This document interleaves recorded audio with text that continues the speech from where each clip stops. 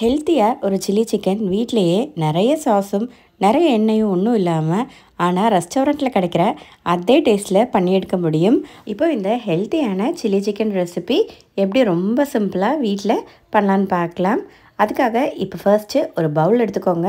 அதில் 250 கிராம் அளவுக்கு boneless chicken நல்லா க்ளீன் பண்ணிவிட்டு சேர்த்துக்கலாம்.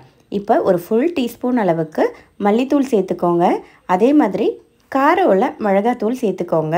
இல்லாட்டி நீங்கள் காஷ்மீரி சில்லி கூட யூஸ் பண்ணிக்கலாம்.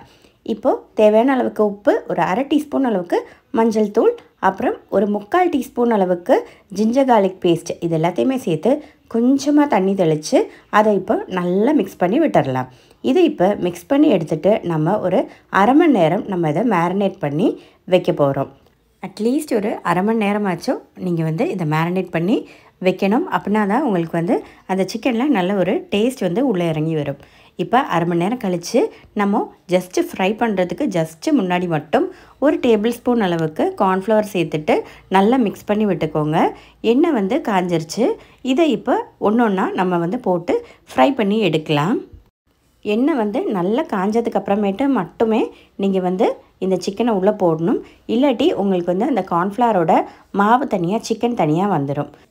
அதே மாதிரியே நம்ம சிக்கனை உள்ளே போட்டதுக்கப்புறமேட்டு ஒரு 30-40 செகண்டுக்கு நம்ம இதை தொடவே கூடாது, அப்படியே விட்டுறணும். இல்லாட்டி உங்களுக்கு மாவு அதனாலையுமே உங்களுக்கு செப்பரேட் ஆயிரும் மாவும் சிக்கனும். இப்போ ஒரு செட்டு ஃப்ரை பண்ணி எடுத்தாச்சு.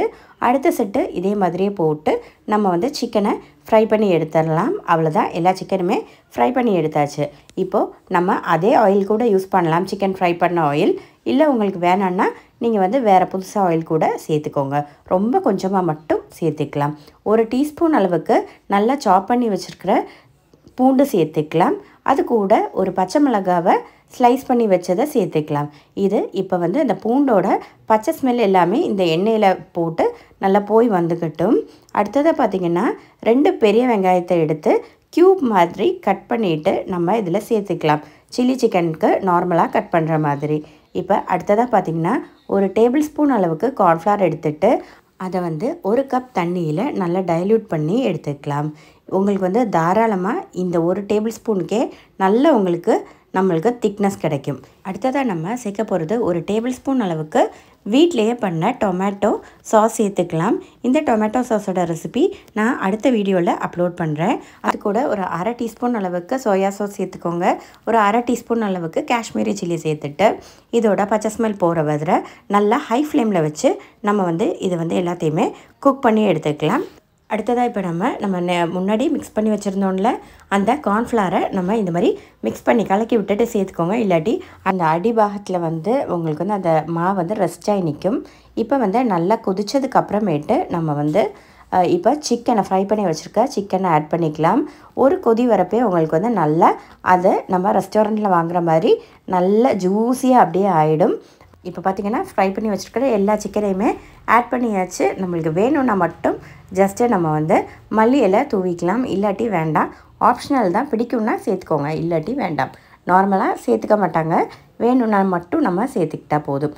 இப்போ இது எல்லாத்தையுமே கொஞ்சம் ஹை ஃப்ளேமில் வச்சு நல்லா ஒரு தடவை கொதிக்க விட்டு எடுத்தோன்னா நம்மளோட ரொம்ப ஹெல்த்தியான சில்லி சிக்கன் ரெடி.